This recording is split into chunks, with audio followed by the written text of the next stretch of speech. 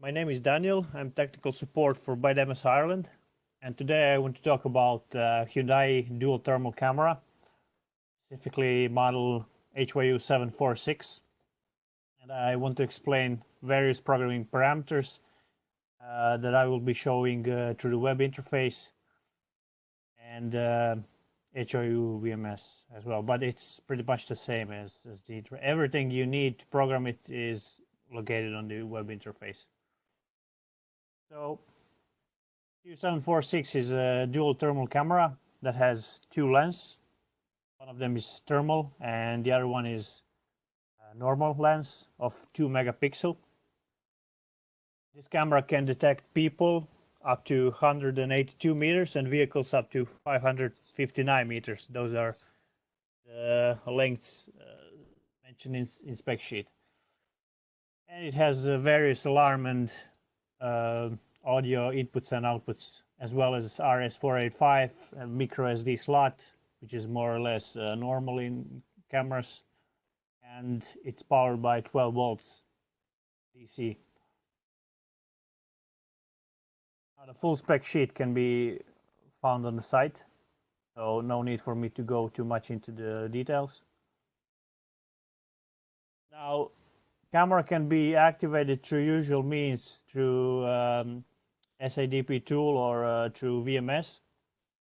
I have it connected here to the PoE switch where it's being powered from, and I connect it to the switch so I can work on it. I can change settings and so on only by using laptop. So if I use Internet Explorer, okay, oh, I already have it open here, so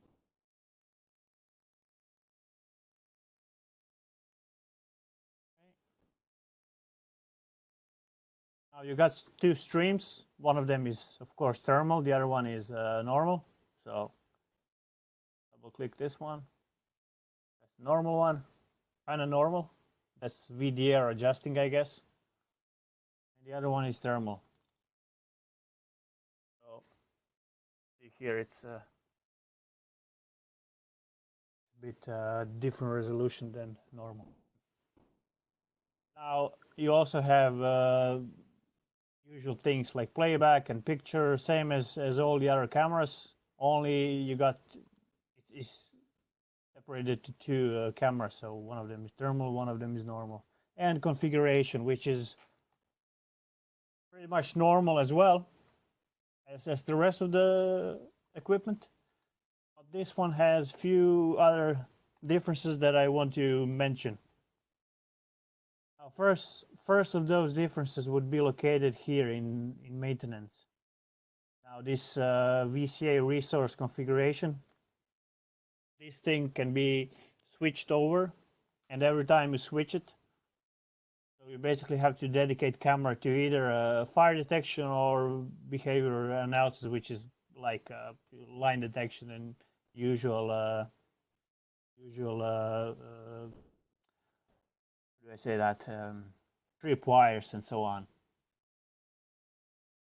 So for now, I'm gonna start with temperature measure. So both of them have temperature. Both of the modes have temperature measurement, but they have either fire detection or behavior analysis. So security, user management, that's all pretty much the same. Network as well, same as all the other cameras. Now the difference first, actually I believe this, you can find this in other cameras as well, this region of interest here, but I'm still gonna go through it quickly. You can basically draw an area.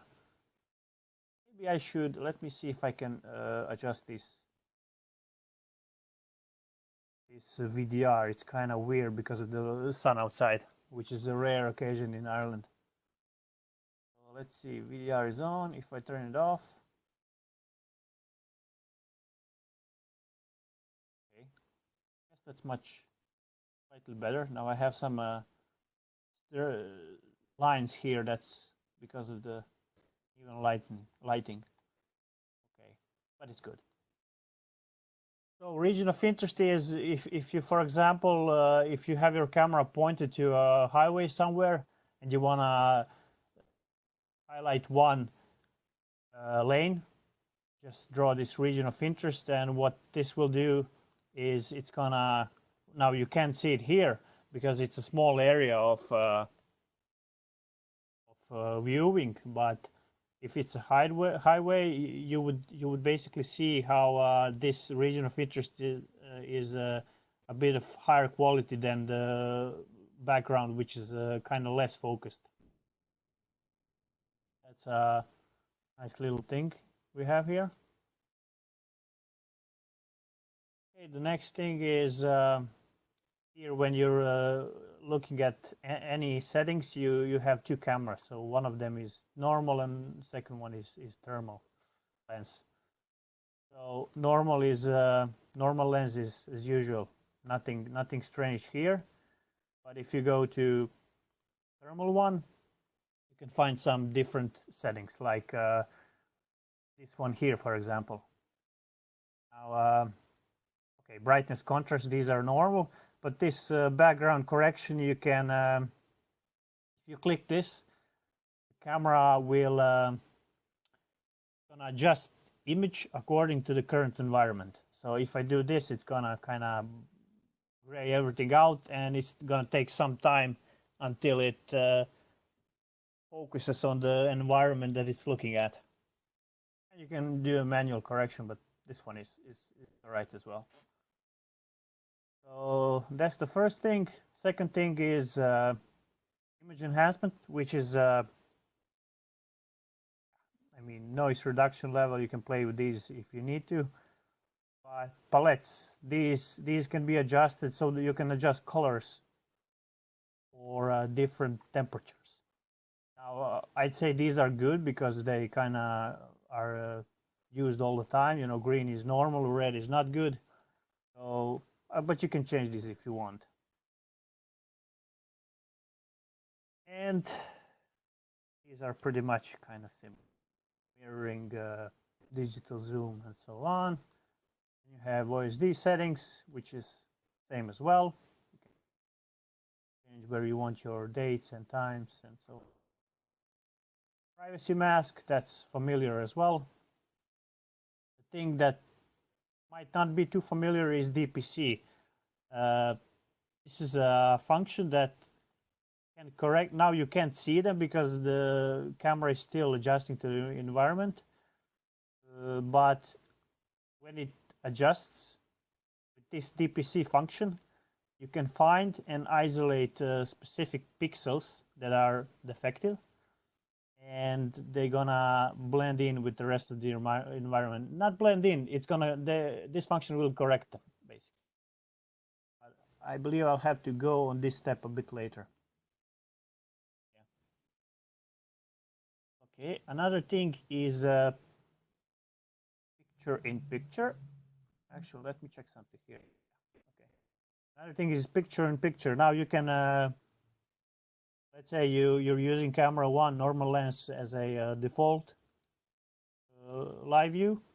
Then you can overlay the thermal camera over it. So it's going to be shown wherever you want it. And then you just save it. And yeah, it pops up there. You can't see nothing because it's still adjusting.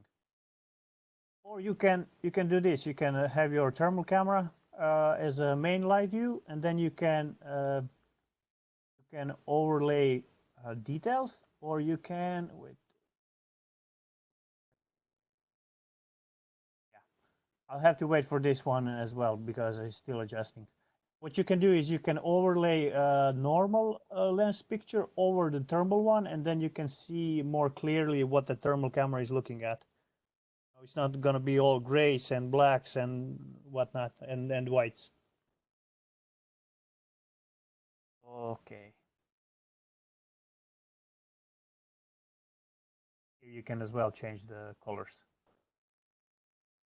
Next thing is event.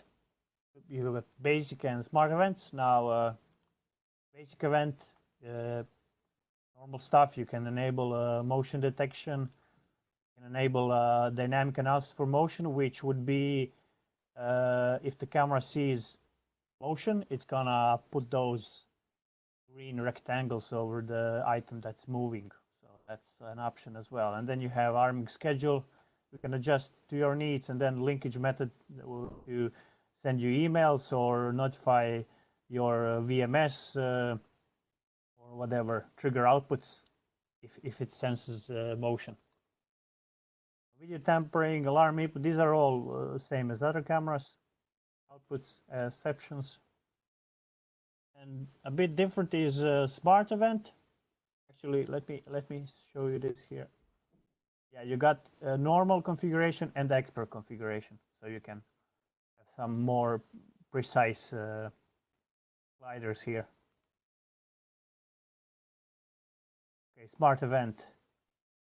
Well, you can adjust this audio exception detection. Now, I'm not gonna go into this too much because thermal camera, but everything can be found in the manual. This is actually quite well explained there. Okay, now dynamic fire source detection. If you enable this, camera will detect there's a smoke in the distance, for example. If you switch it to dynamic fire, it's gonna aim to detect live fire, not smoke. These two modes are available, and then choose to display fire source information on stream as well. And as well for the as the other options, you have arming schedule and then linkage method as well.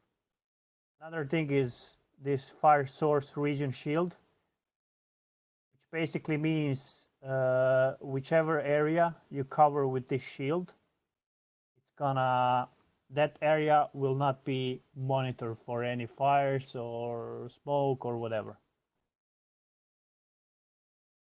So you can do that as well. See how the picture is going now. Oh, well, it's there, yeah. There. Getting there.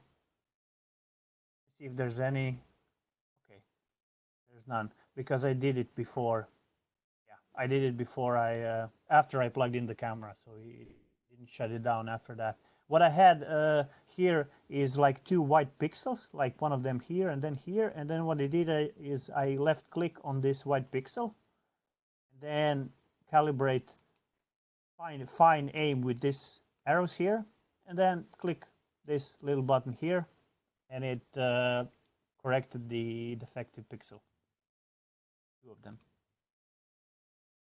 What you can see here in this lower left corner looks like something zoomed in. Yeah, this is like a magnifying glass which helps you isolate that pixel. So wherever you move your cursor, it's gonna move this magnifying glass so it's not in the way.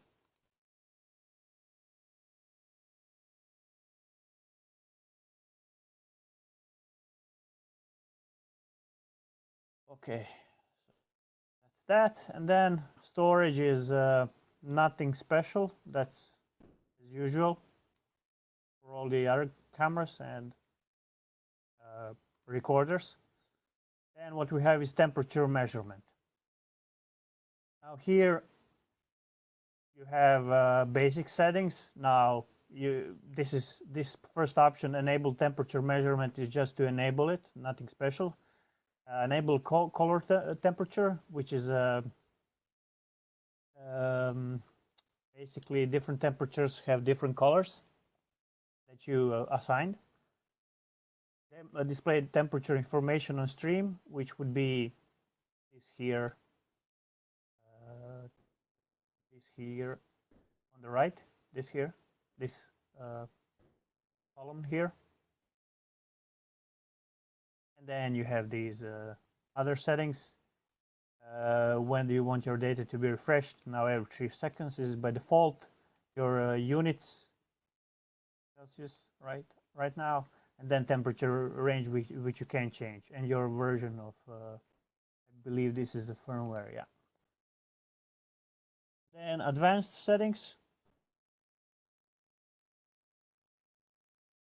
Advanced settings is where you would set your main thing, your main temperatures that you want to control. So as well, it has normal and expert configuration. I'm gonna show normal first. So this emissivity, basically every object has some kind of emissivity. Now, the default value is okay, as the manual says. So there's no need to change this number unless it's some kind of specific, very specific situation. Which one? Not sure. I have to check this one actually. But it's good as it is here on 0.96. The distance is the distance from the watched object or plant or whatever. 30 is default. Now this pre-alarm threshold is, so let's say this is your pre-alarm and you want your pre-alarm to be set on 45 seconds. So once temperature of your watched object reaches 45 degrees, pre-alarm will be activated. If you add this filtering time, if you say 5 seconds here, then 5 seconds of 45 degrees Celsius will, so after 5 seconds, it's gonna be pre-alarmed. If you choose 0, after it's gonna be immediately alarmed on 45 degrees. Then you have same for the alarm. So if temperature reaches 55 degrees, alarm will trigger. Same thing for this filtering time. If you say 10 seconds, so if the temperature stays on 55 degrees for 10 seconds, alarm will trigger. And then here at the bottom you have where you want the alarm to be triggered, 1 or 2. So you can, and then when you're done, save. That's basic temperatures that you want to set. And I believe the thermal lens finally adjusted correctly to its. You can even see the wall is kind of warm from the sun.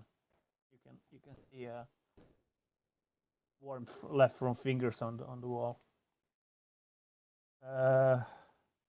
Okay, linkage method, nothing special here. Again, schedule, and then what you want to do with the signals. Another thing here is configuration expert. Now this one you can choose. So you can choose how many? 20, 21. 21 specific, let's say, spots or areas on your camera view that you want to specifically monitor. So let's say I enable spot number or point number 1, give it name, adjust emissivity of this spot, distance of the object, and then temperature and alarm rule. You tick this box here. Then you can specify specific temperatures for this exact spot. That's how you do it. And then you can have 21 of these. So I guess that's someone can use that as well. You can choose from point, area, or line.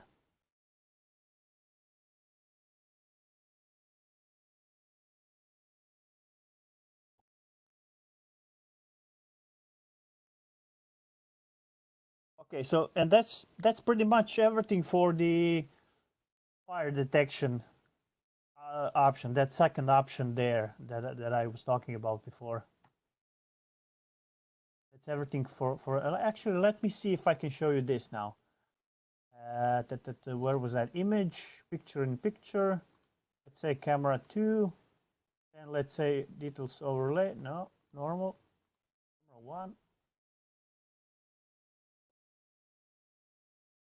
Camera 2. Okay, I think it's already overlaying. Yeah, because you can see the shapes here. The camera lens, normal lens is overlaying picture over thermal lens, and then you can see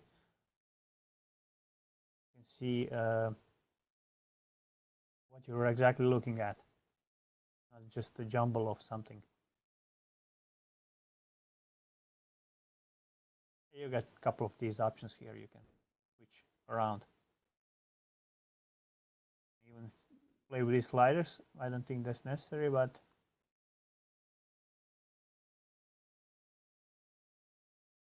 there. I see. Okay.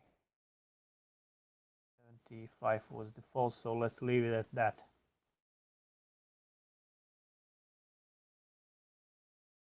Okay. Now I want to show this other option, which is behavioral analysis. So choose that, save, and the camera will restart, reboot. So it needs maybe a maybe a minute or half minute. So it's pretty simple actually. Just only thing that matters is correctly setting those temperatures that you need, and that's pretty much it. There is some fine tuning, of course, but yeah, should be pretty simple setup. Of course, there are. I mean, this is everything's done through the camera and web interface, but there are special what we call them, like programs or apps, or that can kind of handle this thermal camera even better, like By By Demes. It's much more advanced than what we have here. These are kind of basic settings of the thermal camera, but Velsys would amplify all these. But I guess Velsys would be used for large places and factories and so on. Okay, admin. So now the camera would be switched to temperature measurement and behavior analysis. Now that it's on this one, we have this another option here, which is VCA.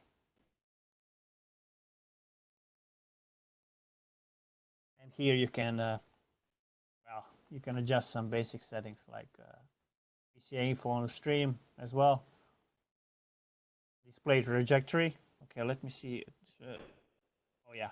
So the targets, whatever's your target's moving trajectory will be shown in live view. So all of these will translate to live view.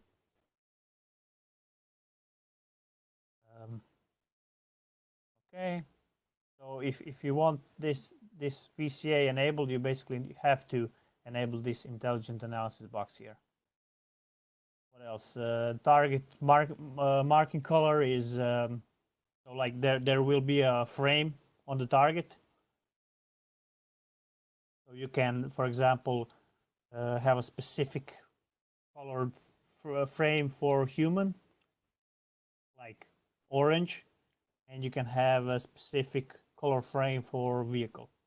I think the default is purple. Now display target info on alarm picture. This thing enables frame on the let me check here. So frame on target on the uploaded alarm picture. Yeah, okay. This one's kind of there will be a frame on the target on the uploaded picture. Which is kind of, I don't know, there's need for that. That's an option as well. Then we have camera calibration. Now this thing is basically the VCA detection. If you do the camera calibration, VCA detection will be more accurate after this. Now, auto calibrate is just fine, but there is a manual calibration as well. And again, this is very in-depth described in the manual, this calibration, especially if you're going with the manual calibration. So I guess it's a good thing to do if you install the camera and start it first time. So a good thing to go through. Now, just one setting that's very important to enable when you have any of this behavior analysis going on. And this setting is located in, let me see, local. Oh, there is. Okay, so local and rules. You have to enable these rules for everything to work as intended. So enable and save.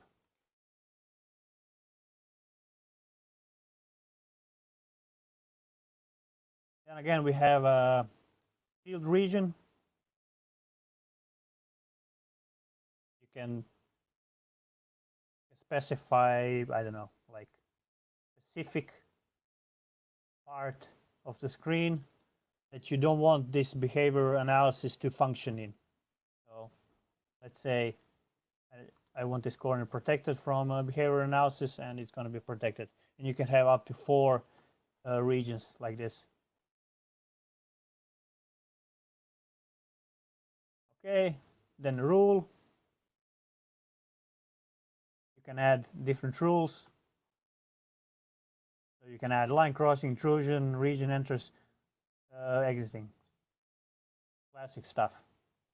So if I want to add line crossing, I can choose sensitivity. Is it bidirectional or from point A to point B? So this is like a normal IVS that you would have on the recorders. Then you can choose your what's the detection target, human, vehicle, or both.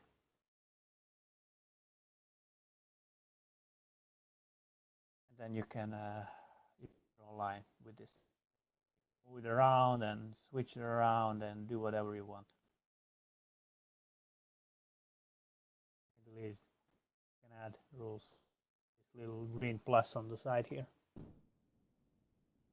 Okay. Advanced configuration. Let's see, what do we have here?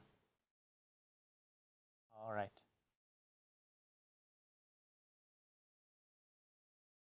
All right, so these sliders, I've read about these a little. Basically what they say is it's best to leave these at default values, especially these lower ones here. You can play with detection sensitivity, but I believe these are good as they are. Only if you have a specific situation, then you can slide them around. For example, this single alarm here, if this box is selected, target in your configured area will only trigger alarm once. If you uncheck it, then it's going to be pretty much constant, continuous alarm. And then you can change scene mode as well. Restore defaults, restore PCA. Okay, and then what else should I mention? We also have global size filters. So if you choose this, all the filters will be available for the whole thing, not just the local one. This one is explained good in manual as well.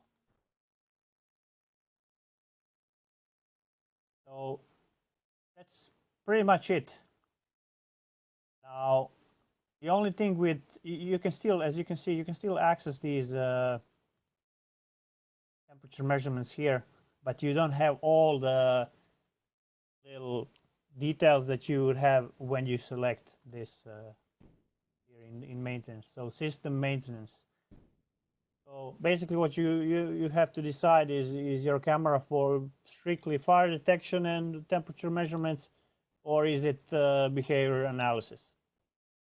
That's the only important thing that has to be selected at first, and then all the other parameters need to be adjusted. So, any questions? Maybe I can help with something. If there's anything unclear.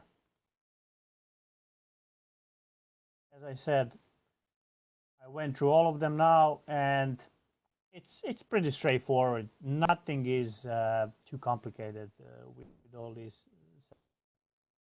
And if something is, then there's our manual, and we can sort it out. All right, I'm glad to hear there's no questions. Friday after all, right? All right. Next training is going to be in 2 weeks, and it's going to be about DCC software or SCC software. It's a little program similar to QVMS or Smart PSS, and the only difference is it can include different systems. So it can have the Hua and Hyundai on the same platform, basically. I guess it's a good little program, especially for engineers if they want to track their installations.